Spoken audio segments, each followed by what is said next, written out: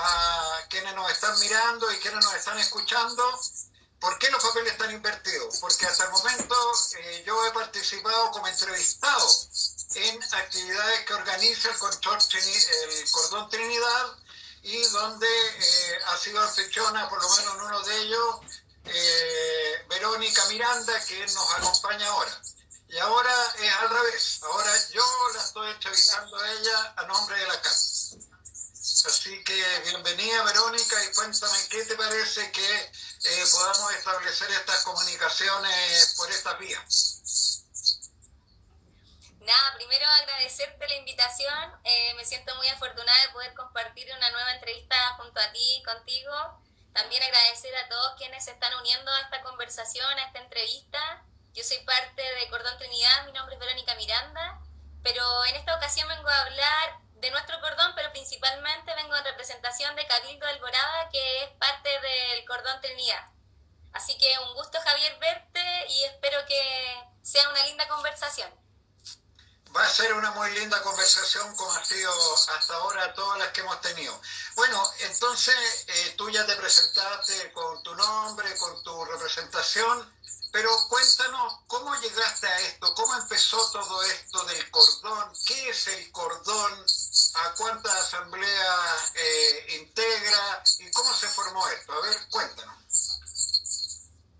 Bueno, nosotros somos pobladores, vecinos, quienes habitamos acá en el sector de la Florida, entre Trinidad, Avenida La Florida, hasta el paradero 22, San José de la Estrella, Roja Magallanes, o sea, San José de la Estrella, esos sectores.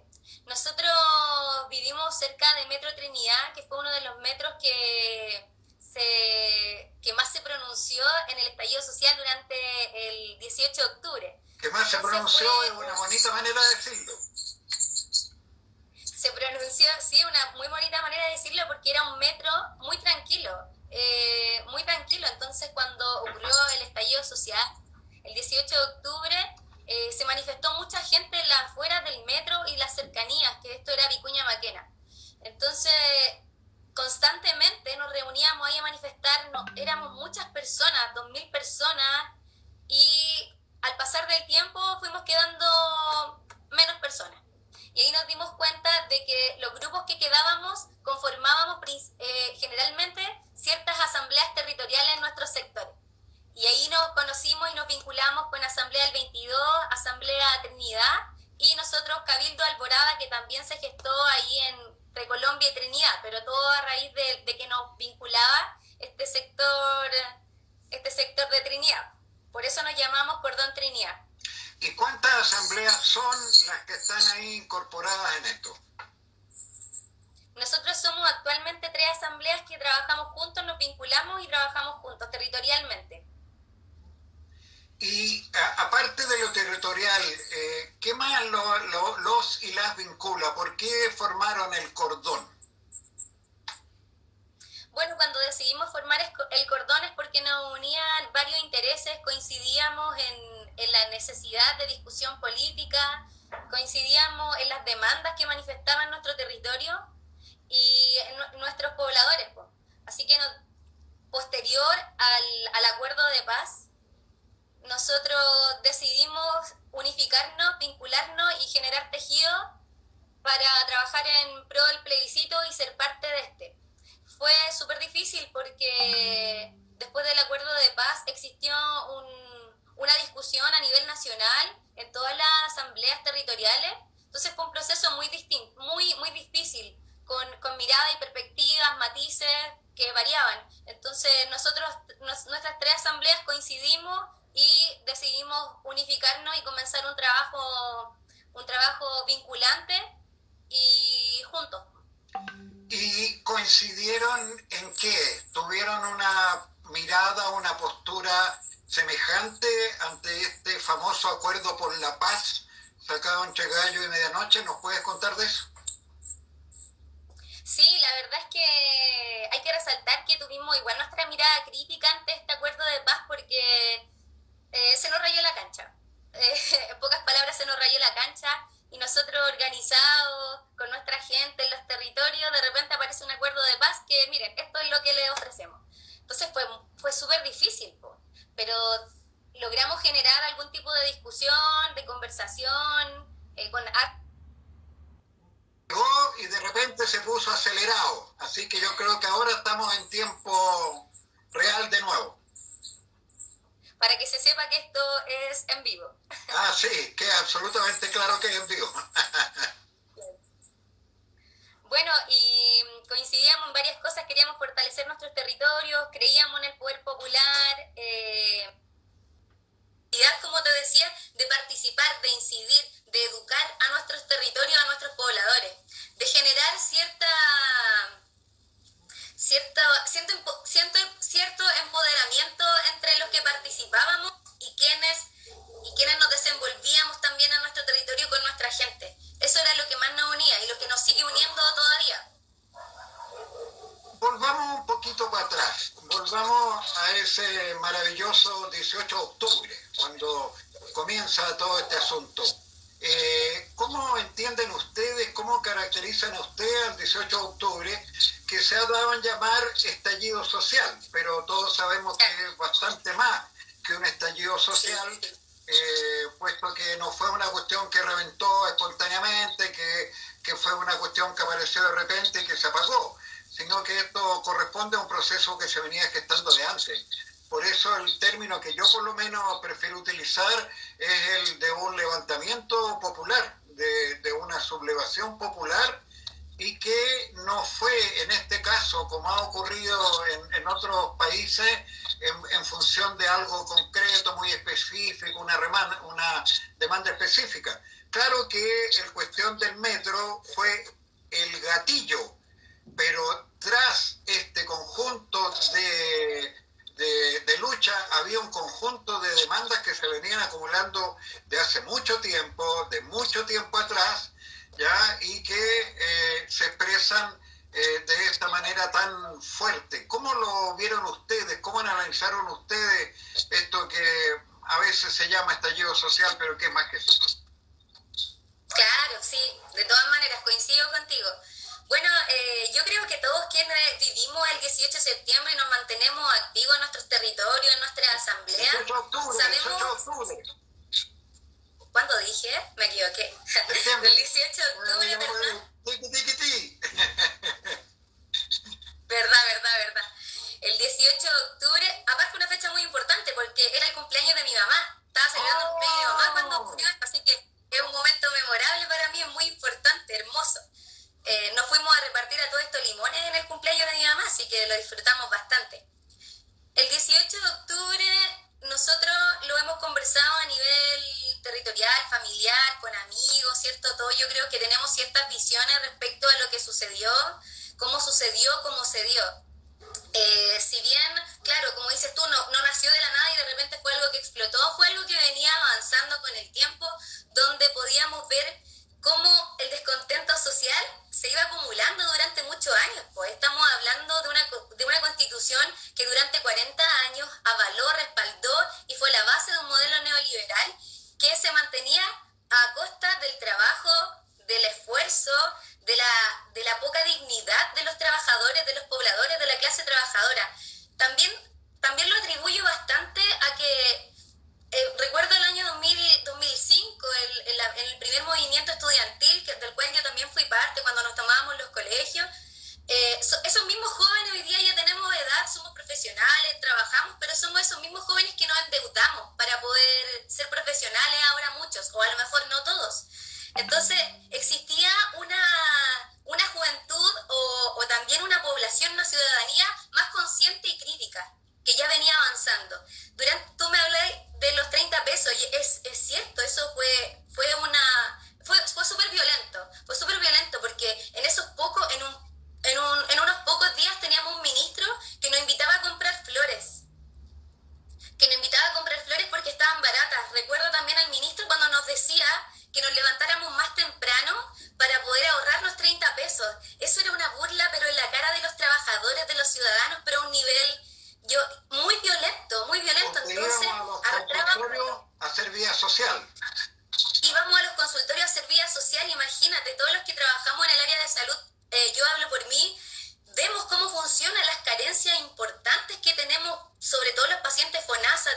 discapacitados, los pacientes crónicos. Entonces teníamos acá unos políticos, una clase política completamente desligada con la realidad civil, con los territorios, y nos salen diciendo estas cosas. Entonces, por supuesto que ya existió un ya basta de todo. Ya era un abuso, una burla a un nivel de llegaban a ser violentos, y esto no pueden decirnos hasta el día de hoy. Yo creo que es una burla que nace en todas partes cuando nos hablan de no lo vimos venir. No lo vimos venir es el argumento más pobre que pueden manifestar aquellos. Totalmente de acuerdo. Ahora lo fundamental de este levantamiento social popular, de esta rebelión popular, es que, como estaba adelantando hace un momento, no fue solo por algún conjunto de reivindicaciones específicas, fue un cuestionamiento al sistema, fue un cuestionamiento al modelo, fue un cuestionamiento al neoliberalismo, y por eso que tan luego prendió el tema de Asamblea Constituyente. Yo soy amigo desde hace muchos años ya de Gustavo Ruz, quien él, como San Juan Bautista en el desierto, empezó a predicar Asamblea Constituyente hace como 20 años y nadie lo pescaba, se reían de él y toda la cosa, ¿ya? Y resulta de que ahora de todos los lados empezó a legitimarse el tema de la Asamblea Constituyente, y eso fue porque se estaba cuestionando el modelo, se estaba cuestionando el capitalismo que teníamos y que había que buscar otra cosa. Claro.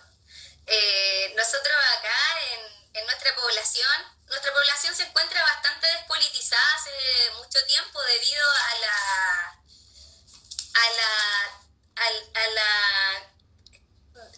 la delegitimidad que se ha producido en los territorios en cuanto a la actual política, a los partidos políticos. Entonces, como que la gente se prefiere desligarse y vivía su día a día. Entonces nosotros hace muchos años, recuerdo atrás, también pues tratamos de generar ciertas instancias de cabildo donde pudiéramos hablar de la Constitución, donde informarle a la comunidad qué es la Constitución, que es como el carnet de identidad de nuestro país. Entonces se trataba de hacer, pero era muy difícil, estábamos muy dormidos, estábamos descontentos pero dormidos, nos tenían muy sometidos a este sistema, condicionados. Y respecto de eso, ¿qué expectativas se levantaron entre ustedes a partir del 18 de octubre? Me refiero ya no solamente a la cosa objetiva, política, sino que los sentimientos, los sueños, los anhelos. ¿Qué cosas se despertaron ahí entre ustedes, hombres, mujeres, viejos, niños, jóvenes, con este asunto del 18 de octubre? Por eso te digo que este conversatorio me parece bastante lindo, porque esto a mí me llega a emocionar cuando hablamos acerca de la expectativa, mirándolo desde esta perspectiva. Nosotros, como expectativa, queríamos recuperar el territorio, recuperar la vida comunitaria, volver a mirar al vecino a la cara, saber cómo está, saber su realidad, sus necesidades. Este sistema neoliberal, aparte, en todo el problema económico, político que conlleva, también nos aleja de los territorios, nos aleja de nuestros pares, nos hace vivir la individualidad de manera muy cruda, al incluso hacernos sentir solos a nosotros mismos, sabiendo que quizás al lado hay alguien, al frente hay alguien vive lo mismo que yo, pero no, eso no se sabía. Estábamos muy insertos en nuestra propia vida y nuestra propia realidad y no éramos capaces de mirar al otro. Entonces yo creo que esa fue una de las expectativas que se generó desde el 18 de octubre, también la solidaridad. La solidaridad ha sido, hoy día lo vemos que ha sido fundamental, y creo que esa expectativa que tuvimos hoy día ha estado a la altura en cómo hemos trabajado territorialmente en cuanto, por ejemplo, a las vías comunes o el trabajo solidario que se gestó y que ha ayudado bastante a la comunidad. Ya, y avancemos un poquito en el tiempo. ¿Qué pasó después? Ya con la llegada de la pandemia, la llegada del coronavirus, efectivamente en todos los sectores hubo un bajón de encuentros porque ya la gente no se podía encontrar, pero como siempre se dice, cada limitante también ofrece una oportunidad. Y fue así como llegamos a establecer este tipo de mecanismos que estamos utilizando ahora, ya que antes ni lo habríamos soñado, ni lo habríamos pensado, y hoy día nos estamos comunicando, no sé con cuántas personas que nos están siguiendo, ya, y que no nos habríamos podido juntar en otras circunstancias, ya, y ahora lo estamos viendo. Yo sé que hay gente de Concepción que nos está escuchando, ya, entonces es una oportunidad también de crecer. Pero cuéntanos, en el caso de ustedes, ya, del Cordón Trinidad, ¿cuál es la situación en que está ahora las asambleas territoriales, las ollas comunes? ¿Ya? Porque las realidades son distintas. Yo vivo en un barrio de Ñuñoa, donde tenemos una característica de asamblea. Quisiera que nos pudieras contar cuál es la realidad de ustedes allá en el sector de Trinidad. Bueno, nosotros, como tú dices, claramente nuestra realidad es muy distinta. Acá nosotros tenemos campamentos cercanos, existe una Florida alta, una Florida baja, según nuestro alcalde. Está como polarizado acá en la comuna. Las ollas comunes han sido una característica de nuestro cordón Trinidad y especialmente de Cabildo Alborada, donde nos hemos vinculado con los vecinos, con los territorios a través de los pobladores. También nos vinculamos con capillas que se encuentran acá, que han sido capillas que las ha caracterizado la lucha durante el periodo de dictadura. Entonces, es imprescindible hablar de solidaridad y de varios participantes. Entonces, nuestra asamblea y nuestros cabildos se encuentran activos. Creo que la pandemia nos fortaleció. Falta aún, sin duda, pero estamos trabajando de manera activa, luchando contra el virus, porque el salir a repartir comida, el entregar comida, es luchar contra el virus, es enfrentarte cara a cara con él. Pero nosotros estamos tan fortalecidos y tan convencidos de que existe la solidaridad y de que nuestra gente nos necesita, que estamos dispuestos a repartir comida, a unirnos, a cocinar, etc. Eso. Bueno, y sobre las ollas, yo tengo entendido que hay una señora muy activa ahí, María Verónica Busto, que es tu mamá, ¿ya? Entonces quiero que me cuentes cómo evolucionaron ustedes dos como mamá o como hija. Tú llegaste por ella llegó por ti. ¿Cómo fue este vínculo de mamá y de hija ya en esta lucha común? ¿Y quién es ella? Yo sé que trabaja en las comunidades cristianas, pero preséntala tú.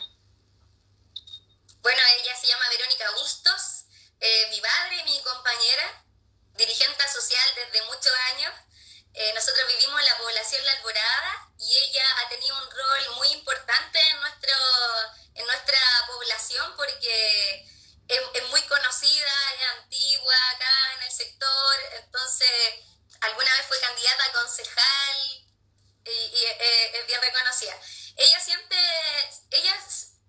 siente un compromiso importante hacia los pobladores, hacia su gente. Nosotros somos de los mismos, así que por lo tanto existe mucha empatía y me llama la atención que no solamente sea la empatía, sino el compromiso y necesidad de aportar, de ayudar y de servir, que a ella la caracteriza. Entonces, ella como participa, te contaba, de esta capilla, es secretaria.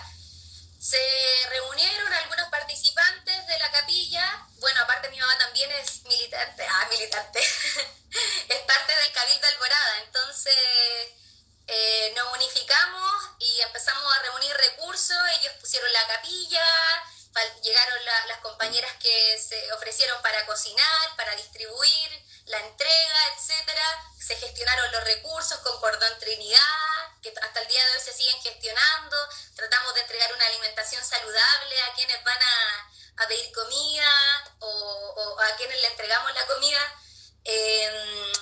Eso, ha sido un trabajo duro, difícil, un poco riesgoso, pero que te deja con el corazón y el alma súper llenito. Ya, ¿y qué ha pasado con las ollas y este famoso decreto que emitió el gobierno de que la gente tiene que inscribirse, tiene que anotarse?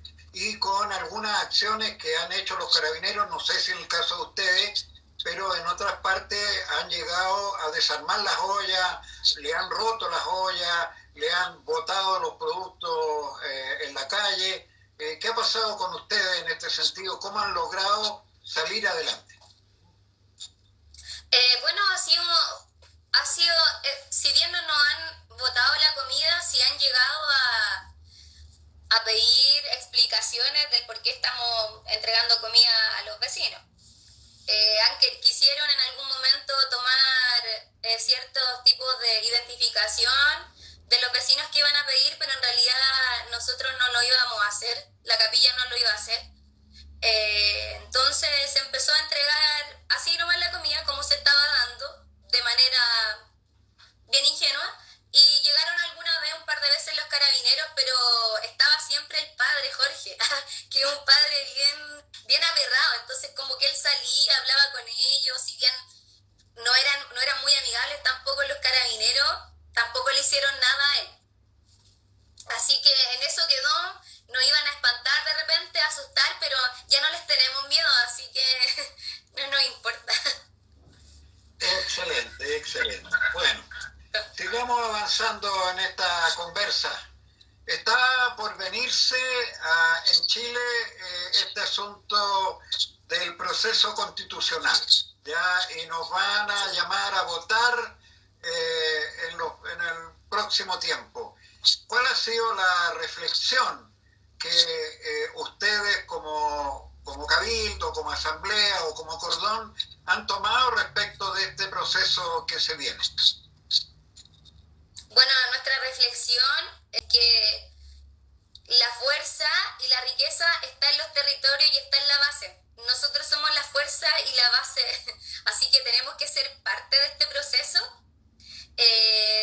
Si bien tenemos que tener también nuestra autonomía en cuanto a los partidos políticos, también tenemos que tener nuestras propuestas. No queremos ser parte de la institucionalidad y de ellos, pero tampoco queremos quedar ajenos. Entonces, ese es como nuestro análisis y creemos que las bases tienen que ser parte, sí o sí.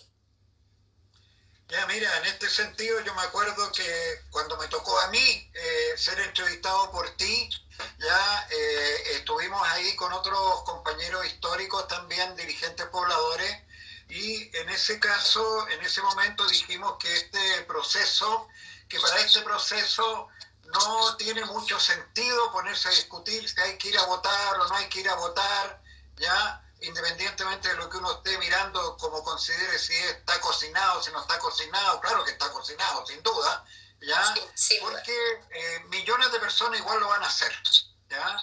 Y millones de personas igual van a ir a votar y van a ir por la tradición que existe en Chile. Pero para mí, por lo menos, el elemento más fundamental de este proceso, ya más que el resultado que pueda haber de una rayita en un papel, ya es el gran proceso de discusión y formación política que puede tener nuestra ciudadanía, nuestros vecinos, nuestras vecinas. O sea, yo veo este proceso como la oportunidad de una gran escuela de formación política, de formación ciudadana, ¿ya? Y más allá de lo que puedan decir las papeletas.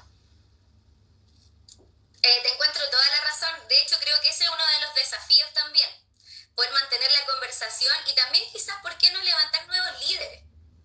¿Por qué no levantar nuevos líderes también desde las bases? Como te lo digo, yo repito mucho la palabra base y territorio porque encuentro que son fundamentales. Ya, y justamente el tema de hoy, el tema que nos convocaba hoy día era asambleas territoriales y poder popular, ¿ya? Y yo llegué a ustedes porque ustedes me conectaron para hablar en algún momento sobre lo que fue la experiencia de los cordones industriales durante el gobierno de la Unidad Popular. Entonces yo quisiera que tú nos contaras cómo surgió esta preocupación de parte de ustedes por el poder popular, por estudiar experiencias y qué es lo que han estudiado hasta ahora. Cuéntanos, por favor, qué experiencias han tenido de estudio del poder popular y por qué surgió esto, de dónde salió. Bueno, nos importa mucho el poder popular porque creemos que es el camino y es la hora ya de que el pueblo se empodere en ciertos aspectos de este sistema. La idea ahora es que nazca un nuevo proyecto político donde nosotros seamos protagonistas. Y en base a eso, el poder popular es acto de resistencia, de lucha, que nos interesaba, por ejemplo, conocer tu experiencia, porque para guiarnos quizá un poco, esto es desconocido para todos, nos pilló el 18 de octubre, de repente también nos llegó una pandemia, nos vimos en distintos escenarios muy complejos, donde empezamos a identificar que habían ciertos actos que surgían desde los territorios que podían marcar, podían marcar de forma importante la vida actual de cada uno de nosotros, de los actores. Entonces, por ejemplo, es como surgen las cooperativas de consumo, los huertos comunitarios, las ollas comunes, cierto también quisiéramos también empezar a generar cierta incidencia y democratizar los espacios. Por ejemplo, las juntas vecinales, los municipios. No podemos ser solamente partícipes una vez cada 5 años haciendo la raya en un voto. Tenemos que democratizar, participar y dejar de estar representados, ¿cachai?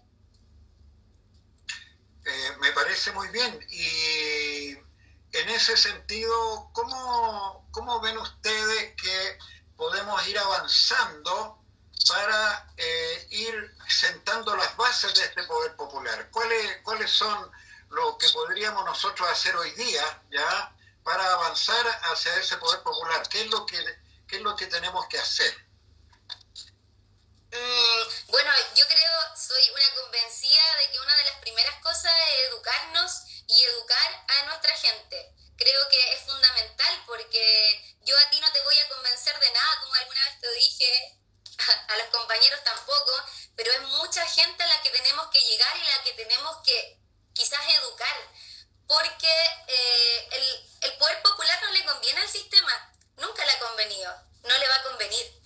Y eso la gente lo tiene que saber. Existe un poder ciudadano muy poderoso, del cual nosotros tenemos que hacernos cargo. Y eso parte a través de la educación, a través del conocimiento, del darnos cuenta.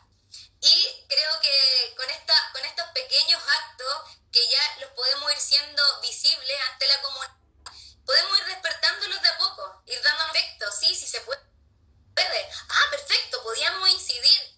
Yo podía salir de mi casa. Sí, ¿sabes qué? No. También tenemos que generar una sociedad más crítica. Que no solo, que nadie que si deciden por nosotros, que sea porque, a ver, nosotros investigamos, estuvimos de acuerdo y perfecto, decidamos esto en conjunto, pero no que otros decidan por nosotros. Y para eso es importante educarnos. Y sabes que en este sentido, una cuestión muy vital que hemos planteado en otros espacios y que yo he planteado por lo menos en la CAT varias veces, es el desafío de que nuestras organizaciones territoriales realmente representen a los vecinos y vecinas, de que realmente ellos y ellas se sientan identificados, de que estos organismos que hemos creado están para defender y luchar por sus intereses. No basta el puro discurso ideológico, ya no basta el puro discurso político de que hay que cambiar las cosas y qué sé yo, sino que hay que tener un vínculo estrecho, cercano, y eso se logra como ustedes lo están haciendo con las ollas comunes, se logra con campaña educativa, se logra con el puerta a puerta, se logra haciendo videos, se logra haciendo expresiones de propaganda en la calle, de manera que la gente asuma que las cosas pueden cambiar. Porque lo que aquí hay que levantar ya es nuevamente el espíritu del 18 de octubre, de que otro mundo es posible, ya, de que podemos hacer las cosas de manera distinta y no como nos las han impuesto todo este tiempo. Sobre ese sentido, yo creo que el vínculo cercano con los vecinos, con las vecinas, a partir de sus inquietudes y de sus pensamientos, ya, de su sabiduría, es muy importante que las organizaciones se legitimen. En una ocasión me tocó a mí en la CAT, ya he contado esto, escuchar a un compañero que decía de que él no se podía pronunciar sobre tal cosa porque él representaba su territorio. Yo no sé si realmente sería tan así, puesto que estas organizaciones todavía tienen ese gran desafío por delante, de convertirse en expresiones legítimas del sentir, del pensar y del luchar de los vecinos. No basta con que esté la organización que diga que los represente, tiene que representarlo verdaderamente. Claro, eso es a lo que apunto cuando hablábamos acerca de la expectativa del 18 de octubre, volver a esta vía comunitaria que te vincule con el vecino, donde tú sepas su realidad, donde tú estés al tanto de su realidad, cómo lo vive y ahí ir rescatando las necesidades e ir generando este tejido donde nosotros podamos representar, no me gusta mucho esa palabra, pero ir desde la base representando a nuestros territorios. Nuestro cabildo en algún momento fuimos 200 personas, 150 personas, pero nuestro territorio abarca 16.000 familias, o sea, 16.000 personas. Entonces, no habíamos llegado a nada. Y en cuanto a eso, no hemos tenido que ver en un desafío que es cómo llegamos a las personas, cómo llegamos a nuestros trabajadores, a nuestros pobladores. Si bien existen distintas personalidades, personas quizás, ¿cómo llegar a ellos? Y existen variadas formas. Tenéis, por ejemplo, los católicos, los evangélicos, los que participan en política, los que pertenecen a algún partido político, los cabros que están metidos en la droga, alcohólicos. Tú tenés que buscar la forma de poder llegar a toda la gente y conocer sus realidades y manifestarlas y alzarlas. Exacto, y tratar tener claridad de cómo nos vamos a comunicar con los vecinos y vecinas en su lenguaje, en sus sentimientos, en sus emociones, y no nosotros y nosotras desde una postura más elaborada, más política, si se quiere. O sea, claro que el tema es político, pero tenemos que hacerlo de manera clara, de que podamos llegar a su pensamiento y a sus emociones. Y muchas veces caemos en terminología y en fraseología política que podrá ser muy florida, muy bonita, pero que no llega a la gente. Entonces es muy importante poder trabajar con la gente en una cercanía afectiva, en una cercanía emotiva, ¿ya? No solamente desde el llamado. Ahora, hay otro asunto que yo creo que es otro desafío. ¿Puedo decir algo? Dime, claro, perdón. ¿Puedo decir algo respecto a lo que tú dices? Disculpa que te pida la palabra así. Es que me hace mucho sentido lo que tú estás diciendo. Porque en nuestro cabildo, como te digo, nosotros estamos en una población, en este caso. Entonces, cuando nos juntábamos, nos reuníamos a hablar, de repente empezaron a llegar abogados, a exponernos qué era la Constitución, llegaban, no sé, cierto tipo de académicos, hola, yo hago clase en tal universidad y vengo a exponer y vengo, etcétera. Entonces, como que los pobladores ya se sentían incómodos, primero no entendiendo qué quería decir el profesional, o este abogado, o esta persona. Entonces, dejaron de ir porque lo veían como, igual es elitista, el lenguaje puede llegar a ser muy elitista y segregador. Entonces, se nos alejó mucha gente, mucho poblador. Quedaron los que ya tenían una base académica, que ya entendían lo que el profesional hablaba, ¿cachai? Pero no los pobladores, se nos fueron alejando. Entonces, en base a ello, hemos tenido que irnos nosotros adaptando, sobre todo en este episodio, por ejemplo, de pandemia. Dentro de nuestro cabildo, te voy a dar un ejemplo. Habemos personas que no somos creyentes, o algunas sí son creyentes, pero tuvimos que generar una modificación en cuanto a los rituales de despedida, porque acá en nuestro territorio han fallecido muchos vecinos acá. Al menos llevamos unos 22 vecinos que han partido por COVID en nuestro territorio. Entonces, tuvimos que modificar estos rituales de despedida, que son el velorio, que son el funeral, y nuestro cabildo generó una página de Facebook, que es donde más está nuestra gente, nuestros pobladores, y de ahí vamos informando. Vecinos, lamentablemente hoy día acaba de fallecer tal vecino, se comunicaba a la familia y nos decía el recorrido que iba a hacer esta carroza, iba a parar en cada casa de cada familia, y hacíamos un llamado responsable a los vecinos que vivieran cerca a despedirse con globo, con pañuelo, con uso de mascarilla, alcohol gel, etcétera. Entonces tuvimos nosotros que ir modificando nuestros rituales e irnos adaptando a las necesidades de los territorios y de nuestros propios vecinos. Cosas así también hicimos, ¿cachai? Para llegar a ellos, fuéramos o no fuéramos creyentes. Hicimos una misa online también para rendir honor a cada uno de nuestros vecinos. Hablamos con el mismo padre que te contaba, que el que también aquí lidera un poco la olla común.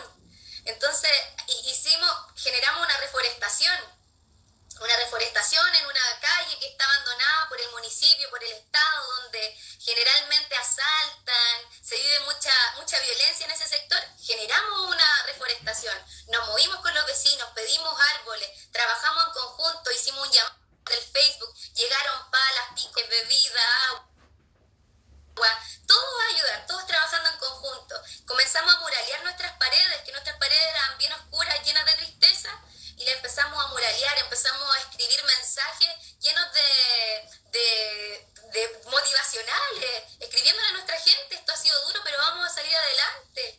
Nuestro territorio se caracteriza por la lucha y nos vamos a mantener unidos, y si usted necesita algo, nosotros vamos a estar. La asamblea hemos salido a repartir hasta 40 cajas de mercadería en un día a nuestros propios vecinos.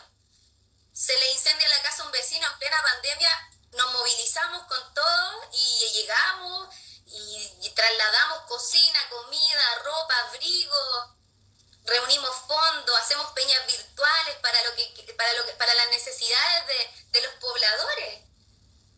Tenemos que acercarnos a ellos, no basta con que vayamos a hablarles de una constitución, a hablarles desde el lenguaje elitista. Tenemos que acercarnos a los territorios, y eso es.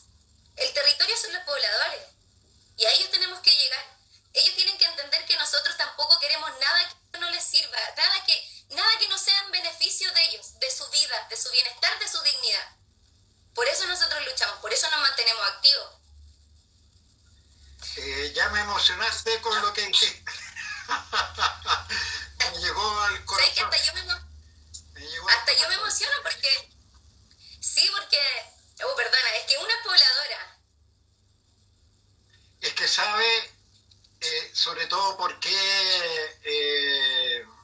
me emociona, y en esto no voy a cometer ninguna infidencia porque se sabe, ¿ya? Hay muchas asambleas que se están peleando por tonteras. Hay muchas asambleas que se están peleando por cuestiones administrativas, por cuestiones de procedimiento, si lo hacemos así, si lo hacemos así. En muchos lados, lamentablemente, se está dando la práctica antigua de la pugna por el poder, de quién corta el queso, de quién domina, de quién influencia, de quién gana, ¿ya? Entonces, es uno de los cánceres que ha atravesado al movimiento social chileno, y que lo creíamos erradicado con este movimiento que surgió el 18 de octubre, pero lamentablemente hemos visto que estos cánceres todavía en algunos sectores están presentes. Entonces el ejemplo de ustedes a mí me parece muy valioso, muy bueno, y yo creo que los nombraría como consejeros instrumentales de la asamblea, ¿ya? O algo así, aunque no, porque cada asamblea tiene que vivir su proceso, cada asamblea tiene que vivir su propia experiencia, pero hay que aprender de las buenas experiencias como la de ustedes y dejarse de tonteras y de discusiones administrativas que no llevan a nada.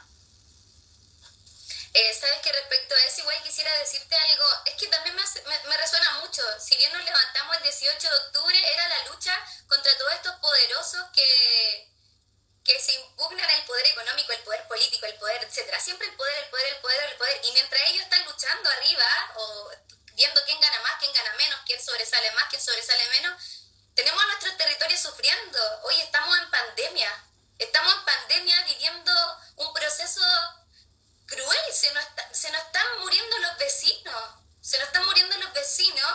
están pasando hambre, los pobladores, la clase trabajadora ha sido golpeada enormemente, pero oye, dejémonos un ratito de pensar en mí y miremos para abajo. Los privilegios no te pueden seguir nublando, compañero, en serio. Basta. En nuestro cabildo participan personas que pertenecen a ciertos partidos políticos y quizás hemos tenido nuestras discusiones, nuestros desencuentros, pero hey, levantamos una alerta, se nos está muriendo la gente, está pasando hambre nuestra gente, están sin pega, ¿qué hacemos?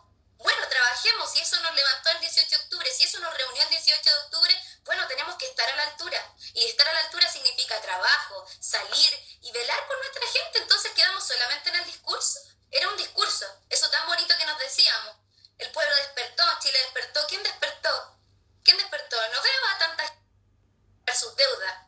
No, están arriba paralela, siendo que abajo la gente lo... Entonces, ¿es real o no es real? ¿Estás a la altura o no estás a la altura? Me parece muy lindo lo que tú dices y yo creo, como te digo, ojalá esta conversación que nosotros estamos teniendo pueda ser divulgada ampliamente y vista y escuchada por mucha gente, porque tus palabras son muy aleccionadoras y sobre todo son muy aleccionadoras viniendo de una joven, ya que nos tiene mucho que enseñar a nosotros los viejos. Claro, nosotros también podemos transmitir cosas, podemos transmitir experiencias, algo tendremos que hacer. Pero ahí lo que tú estás demostrando, evidenciando con tu planteamiento, con tu reflexión, con tus sentimientos, son los aprendizajes que tenemos que tener, ¿ya? Y dentro de estos aprendizajes, yo creo que hay que también mirar un poquito para adelante, ¿ya? Y dentro de este mirar un poquito para adelante yo veo dos cosas. Primero, lo que veíamos recién, de que las organizaciones territoriales deben legitimarse ante los vecinos y crecer ante los vecinos, pero también deben irse levantando como organismos de poder propio. Y aquí estamos hablando de poder popular, ¿ya? De verdad, donde realmente estas organizaciones sean capaces de imponer y defender sus intereses ya ante el Estado, ante el gobierno. Y esto en algún momento va a llevar a una confrontación con el Estado, porque este Estado no fue creado para beneficiar a la población chilena, fue creado para establecer el modelo neoliberal y favorecer los intereses de las grandes empresas. Entonces, en algún momento, y muchos están diciendo por ahí que cuando termine la pandemia va a volver el estallido y todas las cosas. Claro, pero para eso tenemos que prepararnos primero orgánicamente, políticamente, a nivel de las organizaciones, con mayor claridad, como decías tú, con mayor conocimiento político, pero también hay que preparar la autodefensa, ¿ya? Seguramente se nos va a venir una ofensiva represiva como ya existe en el Gualmapu, como ya existe en muchas poblaciones, ¿ya? Y se nos va a venir una ofensiva represiva fuerte. Y para eso el pueblo tiene que defenderse. Ya lo dijo en su momento, en su mensaje final, Salvador Allende, ¿ya? El pueblo tiene que defenderse, ¿ya? Y ese derecho a la autodefensa hay que reivindicarlo, levantarlo, pero también hay que organizarlo. Es una tarea pendiente que tenemos que pensar cómo lo vamos a hacer, cómo vamos a construir para adelante la posibilidad de que la represión no aplaste las ideales, los sueños de las organizaciones, sino que seamos capaces de salir adelante e imponer nuestras propias reivindicaciones de base, populares, sociales, etcétera. Hay un desafío muy grande. No, sin duda es un desafío muy grande. Mientras tú me hablabas de preparar nuestra autodefensa, de que se nos viene un desafío muy grande, pensaba siempre en la primera línea. En la primera línea, esa primera línea donde habían cabros pobladores, de nuestra población participaban varios. Tengo varios amigos ahí que estaban dando su lucha, que no tenían, según ellos, nada que perder porque no tenían nada. Entonces, al no tener nada, ahí estaba, ahí los teníais, peleando por dignidad. Y la Puebla y el pueblo es muy inteligente, es muy inteligente. Imagínate, pues aparecían ellos con sus cascos, con sus mascarillas, con su escudo. Entonces yo nos tengo mucha fe, pero para que eso podamos organizarlo y se geste un poder que le haga la pelea a este estado represivo, es necesario que nos organicemos y que no nos quedemos estancados en las discusiones de ego. O sea, tenemos un desafío súper importante y si nos vamos a quedar manteniendo esta conversación y esta discusión, quién se lleva más, quién se lleva menos, yo creo que nos va a paliar nuevamente. Nos va a paliar y Salvador Allende ya lo dijo y ya tenemos la historia. Ya la historia nos debe haber enseñado algo. ¿Cómo no vamos a rescatar nada de ello? Así es, pues esos son los grandes desafíos que tenemos por delante y tenemos los buenos ejemplos como los de ustedes que nos están aleccionando mucho de cómo construir organización, de cómo construir futuro, de cómo construir poder popular en definitiva, que era el tema que nos convoca. No sé si tú quieres expresar algo más, entregar algún otro elemento que tú quieras comunicar a quienes nos están escuchando y a quienes lo puedan ver después, dado que esto va a quedar grabado. Adelante. Bueno, me gustaría primero agradecer a quienes nos siguieron hoy día en este conversatorio, a quienes iban escribiendo ahí, aportando con sus palabras, sus comentarios. Muchas gracias. Quisiera hacer un llamado a todos los activistas, a todos los dirigentes, a todos los que participamos en nuestra asamblea, en nuestro territorio, a no abandonar el barco, a no abandonar el buque. Estamos viviendo un proceso importante, un proceso difícil, duro. Se nos unió una crisis social, económica, más una pandemia. No necesitan los territorios, no necesitan nuestros pobladores. Hay mucha ciudadanía que está en la lucha por la dignidad. No los dejemos, no los abandonemos. Lo invito a organizarse, a seguir organizados, porque si estuvimos en Plaza Dignidad con nuestros carteles, podemos hacerlo desde nuestra casa, desde nuestros espacios como podamos. Eduquémonos, reeduquémonos, generemos tejidos con nuestros pares, con nuestras familias, seamos parte también de este proceso constitucional, de este proceso constituyente que lo hemos esperado por más de 40 años, que si bien se nos rayó la cancha, no podemos quedar ajenos. No podemos quedar ajenos porque el oficialismo tiene todos los recursos económicos, tiene los medios y van a usarlo y nosotros también tenemos que estar preparados, ver de qué forma nos unificamos, nos vinculamos sin que eso nos haga ser quizás amigos, pero tenemos que estar por la misma vereda. Si nos dispersamos nos van a pillar, ellos van a llevar la batuta y la deriva y no puede ser así. Esta vez no puede ser así. Hemos luchado harto, hemos sufrido harto y no puede ser así. Tenemos una historia que nos respalda y tenemos que agarrarnos de ella, aprender de ella y no dejar que nos vuelva a suceder. Excelente. Ha sido toda una gran clase magistral que tú nos has dado. Ya yo alguna vez dije, y lo repito, yo como viejo tuve muchas formaciones políticas y varias jornadas de estudios de materialismo histórico, ¿ya? Pero estas cosas como la que tú nos has dado ahora, creo que son mucho mejores que aquellas que yo tuve antes, o que hemos tenido antes los más viejos. Así que gracias ya por esta clase de acción popular que hoy día necesitamos desarrollar en Chile para poder cumplir con los sueños de nuestro pueblo. Exacto, no nos olvidemos de nuestros adultos mayores, de los pueblos originarios, de los niños, no nos olvidemos de los pobladores, de los trabajadores explotados. Así que vamos, que estamos viendo un proceso lindo y no hay excusa para no participar y no movernos y movilizarnos, no hay excusa. No hay excusa para no participar. Con esa frase nos vamos quedando y un abrazo tremendo a toda tu gente, a tu mamá, a todos los vecinos de allá y muchas gracias por ser como son. Un abrazo grande, chao, que estén muy bien. Chao.